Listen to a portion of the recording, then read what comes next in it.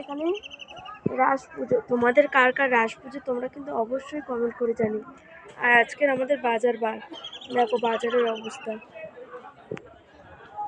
আমাদের বাড়ি আজকে রাস পূজা, তো সকাল সকাল উঠে পড়লাম, সকালবেলা উঠবো। আর আজকে রাস পূর্ণিমায় কেমন করে পুজো দিয়েছি তোমাদের সঙ্গে শেয়ার করবো। আজকে রাস পুজোর দায়িত্ব আমার উপর যেহেতু পড়েছে, আর তোমাদের সঙ্গে শেয়ার করব। তা বাজারটা আগে দেখো তোমরা, এই দেখো, এই যে বাজারে প্রচুর ভিড় হয়েছে, দেখা যাচ্ছে না, তো তোমাদের সঙ্গে শেয়ার করছি। নিচে যাই, আমি স্নান টান করে রেডি হয়ে পড়েছি। আর এদিকে আমার মাথা দেখতে ব্যস্ত, তো আমি পিছনে চলে গেলাম। তো পিসি বাড়িতে গিয়ে দেখি কোনো গাছে একটাও ফুল নেই। আজকে যেহেতু রাস পূর্ণিমা, সকালে আমাদের এখানে কীর্তন বেরোয়, তা তারা তো সব পুজোর জন্যে ফুল নিয়ে চলে গেছে। আর আমার তো পিসির কাছে বলতেই ভুলে গেছি যে আমরা ফুল নেব। তো সেই কারণে যতটুকুনি ফুল আছে আমি তুলে নিলাম, পিসু আমাকে সাহায্য করছিল। তো এই ফুলটা আমি ভেবেছি এটা পুজো দাও, যখনই এটা তুলতে গেলাম ব্যাস এটার মধ্যে দেখি না কাঁটা। তো এই পিসিতে এই চিনির বাচ্চাগুলো দেখেছো তো তোমরা অবশ্যই অনেক ভিডিওতে, এরা কত বড় হয়ে গেছে। পিসি বলছিল যে আয় এখানে ফুল রয়েছে, পিসি আমাকে অনেক সাহায্য করেছিল।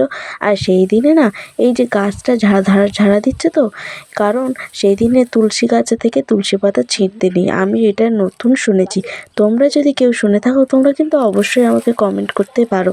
আমি ওকে ঝাড়া দিয়ে যে কটা তুলসী পাতা পড়েছে সে কটাই দিলাম। আর এদিকে পিসির তো রাস পুজো কমপ্লিট, আমি ওদিকে যাব।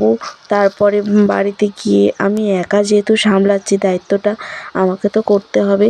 তো আমি একা একা ফুল টুল তুলে নিয়ে আর চলে এলাম।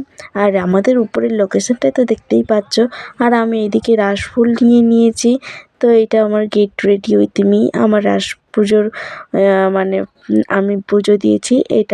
এই শাড়িটা পরেছিলাম। তো এই শাড়িটা পরে কেমন লাগছে তোমরা কিন্তু অবশ্যই কমেন্ট জানিও। আর এদিকে দেখো আমি না খেয়েছিলাম, আর পুজো টুজো দিয়ে আমি আর বেশি কিছু খেলাম না, এরপরে ভাত খেতে যাব। তো সেই কারণে আমি এই কলাটাই খেলাম। তো তোমাদের রাস পুজোটা কেমন কাটলো তোমরা কিন্তু অবশ্যই কমেন্ট করতে ভুলো না। তো ভিডিওটা এই পর্যন্ত, থ্যাঙ্কস ফর ওয়াচিং।